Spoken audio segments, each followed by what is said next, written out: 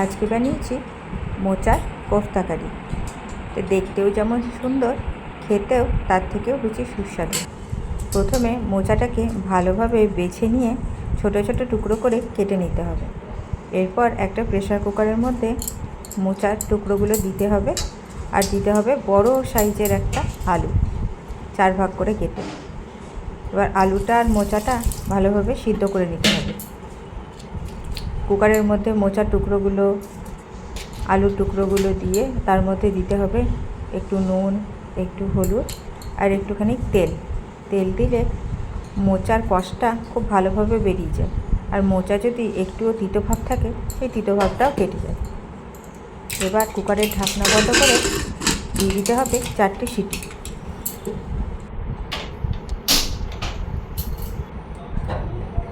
মোচার আলুটা ভালোভাবে সিদ্ধ হয়ে গেলে তাকে একটা ছাঁকনির মধ্যে জলটা ছেঁকে নিয়েছিলাম। জল ছেঁকে নেওয়া আলু আর মোচা সিদ্ধটাকে এবার একটা পাত্রের মধ্যে নিয়ে তার মধ্যে মিশিয়ে দিতে হবে কিছুটা পরিমাণ নুন, কিছুটা পরিমাণ শুকনো লঙ্কা গুঁড়ো, কিছুটা পরিমাণ ভাজা জিরে, ধনে আর শুকনো লঙ্কা ড্রাই রোস্ট করে ভেজে রাখা সেই মশলাটা, আর দেবো পরিমাণ মতন একটু চিনি। এতে চিনিটা একটু বেশি পরিমাণে দিলে যে কোফতাটা হয় ওটা একটু মিষ্টি মিষ্টি খেতে লাগে, বেশ ভালো লাগে। তার জন্য দিয়ে দেবো বেশ খানিকটা চিনি। এরপর দিয়ে দেবো বাইন্ডিংয়ের জন্য বেসন।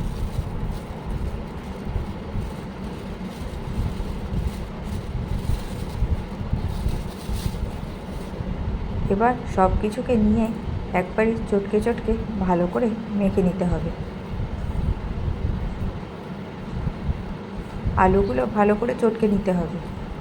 এবার ভালোভাবে চটকে নিয়ে দেখতে হবে যে ঠিকঠাক বাইন্ডিং হয়েছে কিনা। হ্যাঁ, একদম ঠিকঠাক বাইন্ডিং হয়ে গেছে।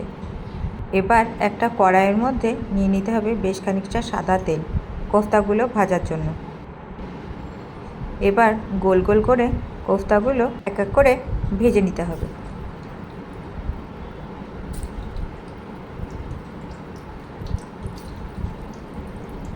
একসঙ্গে বেশি দিয়ে দিলে হবে না, অল্প অল্প ব্যাচে ভাজতে দিতে হবে।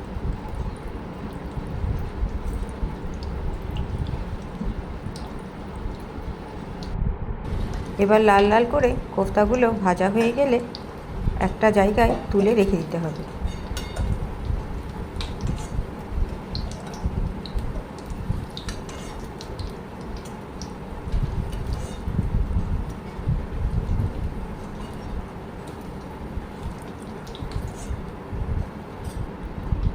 এরপর একটা কড়াইয়ের মধ্যে নিয়ে দিতে হবে সর্ষের তেল।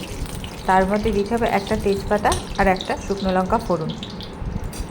ফোড়নগুলো ভালোভাবে ভাজা হয়ে গেলে দিয়ে দিতে হবে ওর মধ্যে আদা আর জিরে বাটা।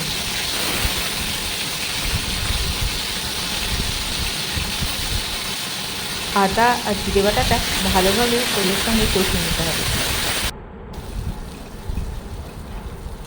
আদা জিরে বাটাটা ভালোভাবে কষানো হয়ে গেলে দিয়ে দিতে হবে একটা বড় সাইজের টুকরো করে কেটে রাখা টমেটো। টমেটোটার ওপরে আমি দিয়ে দিলাম পরিমাণ মতো নুন। টমেটোর মধ্যে নুন দিয়ে দিলে টমেটোটা খুব ভালোভাবে গলে যায়।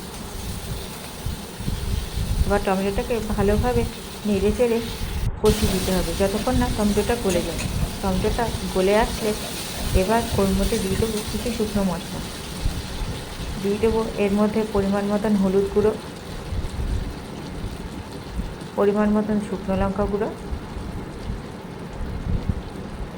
আর দিয়ে দেবো কিছুটা পরিমাণ কাশ্মীরি লঙ্কা গুঁড়ো।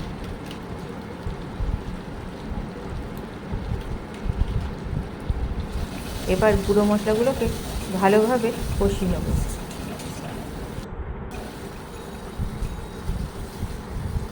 গুঁড়ো মশলাগুলো ভালোভাবে কষানো হয়ে গেলে এবার দিয়ে দেবো পরিমাণ মতন জল।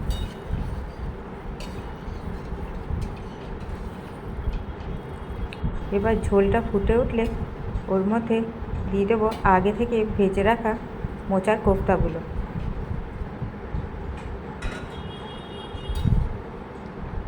কোফতাগুলোকে ভালো করে ঝোলের মধ্যে ডুবিয়ে ডুবিয়ে রেখে দিতে হবে কিছুক্ষণ।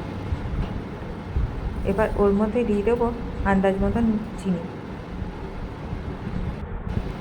চিনিটা দিয়ে ভালোভাবে নেড়ে দিতে হবে। এরপরে নামাবার আগে দিয়ে দেবো কিছুটা পরিমাণ গরম মশলা আর বেশ খানিকটা ঘি। গরম মশলাটা দিয়ে ভালোভাবে কোপ্তাগুলো নাড়িয়ে নেব। ব্যাস, তাহলেই রেডি আমাদের মোচার কোপ্তা কারি। মোচার একঘেয়েমি রান্না না করে এইভাবে একবার মোচার কোপ্তা কারি বানিয়ে তোমরা অবশ্যই খেয়ে দেখো, খুব ভালো লাগবে।